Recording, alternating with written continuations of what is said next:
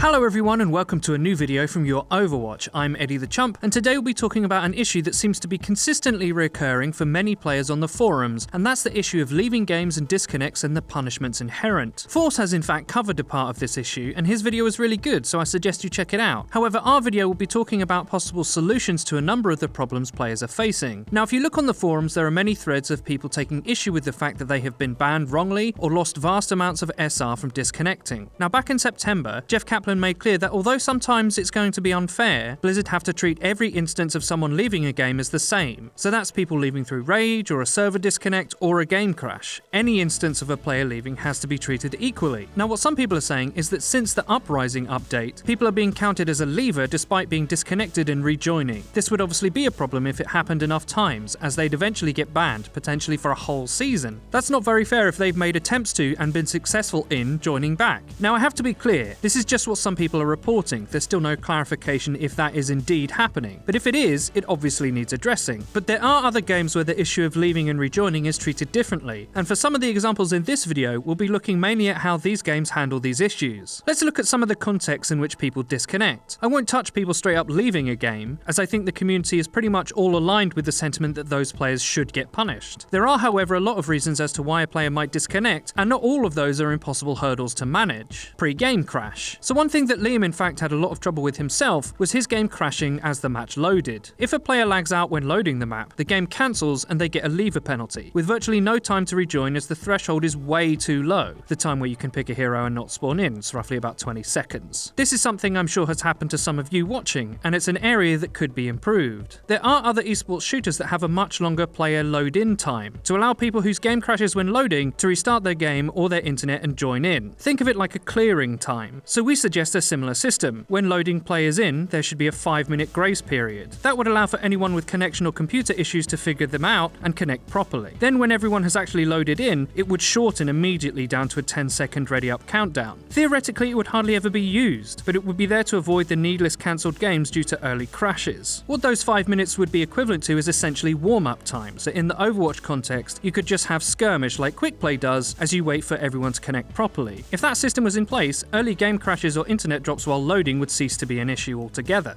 The mid-round crash. Of course, not all game crashes or disconnects happen to be conveniently placed at the beginning while joining a match. Some of them happen mid-round and can cause havoc in any team, virtually guaranteeing a loss. Players can join back, but by then a lot of the damage will have been done. Well, again, let's take example from some other games. Now, although it's a different context to Overwatch, other games allow people on a team to vote for a pause between those rounds or other convenient break in play, to give the disconnected player time to reboot or reset their internet. So how could you implement a pause system into Overwatch in a way that doesn't disrupt the game? Well, we think we've come up with a clever idea. Any team can vote to pause to allow a lagged out teammate to return if all of their players are in the spawn room. So if you had a teammate who lagged out, all you'd have to do is return to the spawn room as a group and vote to pause. It should take all 5 remaining players to get a successful vote. Make that pause time something reasonable like 60 seconds and give each team 2 pauses maximum a game. Again, most of the time they wouldn't get used. If you had to return to spawn to do it, it's not like the voting team could gain any advantage, and it would very likely mean that less games were wasted.